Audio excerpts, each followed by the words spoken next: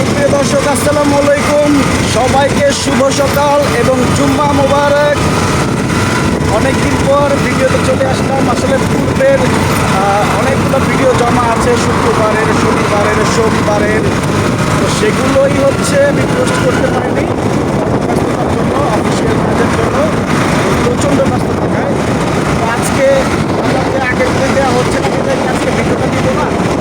তাই ভাবলাম যে না, আজকে শুক্রবার আজকে ভিডিও নিয়ে রাখি, সবাইকে মোবারক জানাই।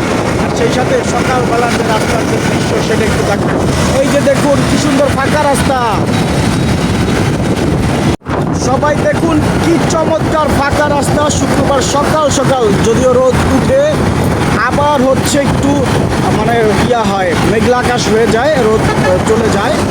এই হচ্ছে সকালবেলার রাস্তা, ফাঁকা রাস্তা। সকাল সকাল কিন্তু আমি প্রায় সময় বলেছি, শুক্রবার শনিবার অবশ্যই ফাঁকা রাস্তা, রাস্তায় চলাচল একবারে সহজ। আরেকটা বিষয়, বৃহস্পতিবারও আমি গত পরশুদিন মানে ভিডিও করতে চেয়েছিলাম। বৃহস্পতিবার এখন কিন্তু প্রায় সময় দেখি রাস্তা ফাঁকা থাকে। আমি জাস্ট অবাক হয়ে গেছি যে বৃহস্পতিবারের দিন, তাও সকাল 10টা প্লাস, অর্থাৎ 10টা থেকে 11টার মধ্যে রাস্তাঘাট ফাঁকা পেয়ে আমি এত খুশি হয়েছি।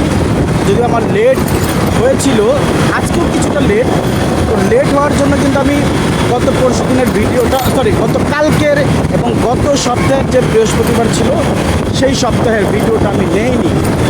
নিব কী করে, কারণ আগের ভিডিওগুলোই হচ্ছে আমি পোস্ট করতে পারছি না সময় স্বল্পতার জন্য, প্রচণ্ড ব্যস্ততার জন্য।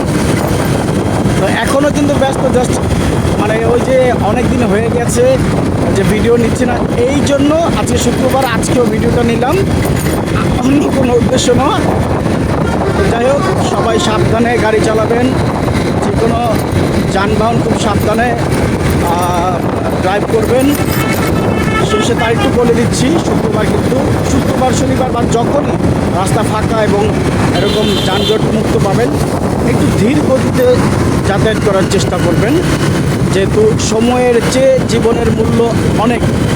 সেই সাথে এক কথাই তো বলে দিলাম, সেফটি ফার্স্ট। তো যাই হোক, ধন্যবাদ সবাইকে, সবাইকে আবারও